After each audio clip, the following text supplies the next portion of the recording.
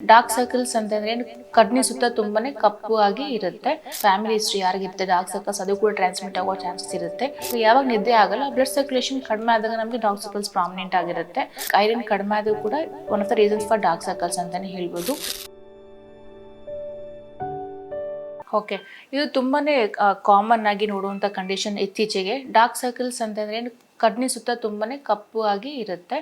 So very common ಆಗಿ ನಾವು ಪೇಷಂಟ್ಸಲ್ಲಿ ನೋಡ್ತೀವಿ, ಲೈಕ್ ಈವನ್ ಅರ್ಲಿ ಏಜಲ್ಲಿ ಕೂಡ ನೋಡ್ತೀವಿ. ಇದಕ್ಕೆ ಹಲವಾರು ರೀಸನ್ಸ್ ಇರುತ್ತೆ ಬರೋದು.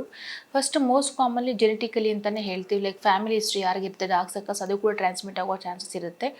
ನೆಕ್ಸ್ಟ್ ಬಂದು ಅಲರ್ಜಿಕ್ ಕಂಡೀಷನ್ಸ್. ನಾನು ಹೇಳ್ದಂಗೆ ಯಾರ್ಯಾರಿಗೆ ಲೈಕ್ ಅಸ್ತಮಾ ಇರ್ಬೋದು, ಅಥವಾ ಬೇಗ ಸ್ಕಿನ್ ಅಲರ್ಜಿಯಾಗಿ ಡ್ರೈನೆಸ್ ಆಗುತ್ತೆ, ಅಟೋಪಿಕ್ ಅಂತಲೇ ಹೇಳ್ತೀವಿ. ಸೊ ಅವ್ರು ಏನಾಗುತ್ತೆ, ಐಸ್ನ ರಬ್ ಮಾಡ್ಕೊತಾ ಇರ್ತಾರೆ. ಆ ರಬ್ಬಿಂಗ್ ಮಾಡ್ಕೊತಾ ಪಿಗ್ಮೆಂಟೇಷನ್ ಕೂಡ ಡೆವಲಪ್ ಆಗುತ್ತೆ. And third most common stress. So ಇತ್ತೀಚೆಗೆ ಏನಿಲ್ಲ, ತುಂಬ ಜನ ಸ್ಟ್ರೆಸ್ ತೊಗೊಳ್ಳೋದು, ನಿದ್ದೆ ಸರಿಯಾಗಿ ಆಗ್ತಾ ಇಲ್ಲ. ಸೊ ಬೇರೆ ವರ್ಕ್ ಒತ್ತಡದಿಂದ ಇರ್ಬೋದು. ಅವಾಗ ಯಾವಾಗ ನಿದ್ದೆ ಆಗಲ್ಲ, ಬ್ಲಡ್ ಸರ್ಕ್ಯುಲೇಷನ್ ಕಡಿಮೆ ಆದಾಗ ನಮಗೆ ಡಾರ್ಕ್ ಸರ್ಕಲ್ಸ್ ಪ್ರಾಮಿನೆಂಟ್ ಆಗಿರುತ್ತೆ. ಇನ್ನೊಂದು ಬಂದು ಹೈಡ್ರೇಷನ್ ಕಡಿಮೆ ಆದಾಗೂ ಕೂಡ ಆಗುತ್ತೆ.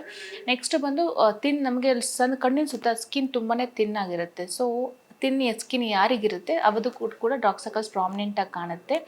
ನೆಕ್ಸ್ಟ್ ಬಂದು ವೈಟಮಿನ್ ಬಾಡಿಲಿ ಲೈಕ್ ಐರನ್ ಕಡಿಮೆ ಆದರೂ ಕೂಡ one of the reasons for dark circles ಅಂತಲೇ ಹೇಳ್ಬೋದು. ಸೊ ಡಾರ್ಕ್ ಸರ್ಕಲ್ಸ್ ಅಂತ ಬಂದಾಗ ಪೇಷಂಟ್ ಹಿಸ್ಟ್ರಿ ನಾವು ತುಂಬಾ ಇಂಪಾರ್ಟೆಂಟ್ ಕ್ಲಿಯರ್ ತೊಗೊಂಡು ಎಷ್ಟು ವರ್ಷದಿಂದ ನಿಮಗಿದೆ, ಯಾವ್ಯಾವ ರೀಸನ್ಸ್ ಇದ್ದೇ ಇರ್ಬೋದು.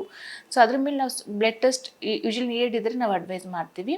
ನೆಕ್ಸ್ಟ್ ಟ್ರೀಟ್ಮೆಂಟ್ ಆಪ್ಷನ್ಸ್ ಕೂಡ ತುಂಬ ಥರ ಲೈಕ್ ಅವೈಲಬಿಲಿಟಿ ಇದೆ. ಲೈಕ್ ಟಾಪಿಕಲ್ ಟ್ರೀಟ್ಮೆಂಟ್ ಅಂತ ಹೇಳ್ಬೋದು. ಸೊ ಟಾಪಿಕಲ್ ಆಗಿ ಬಂದಾಗ ಟಾಪಿಕಲ್ ಡಿಪಿಗ್ಮೆಂಟಿಂಗ್ ಜೆಲ್ಸ್ ಕೊಡ್ತೀವಿ. ಸೊ ಪಿಗ್ಮೆಂಟೇಷನ್ ಕಡಿಮೆ ಆಗೋವಂಥದ್ದು, ಲೈಕ್ ಕೋಜಿಕ್ ಆ್ಯಸಿಡ್ ಅಥವಾ ಗ್ಲೈಕೋಲಿಕ್ ಆ್ಯಸಿಡ್ ಕ್ರೀಮ್ಸ್ನ ಕೊಡ್ತೀವಿ. ಮತ್ತು ಟಾಪಿಕಲ್ ಸೀರಮ್ಸ್ ಕೂಡ ಕೊಡ್ತೀವಿ. Maybe the vitamin C base ಸೀರಮಿಂದ ಇರ್ಬೋದು.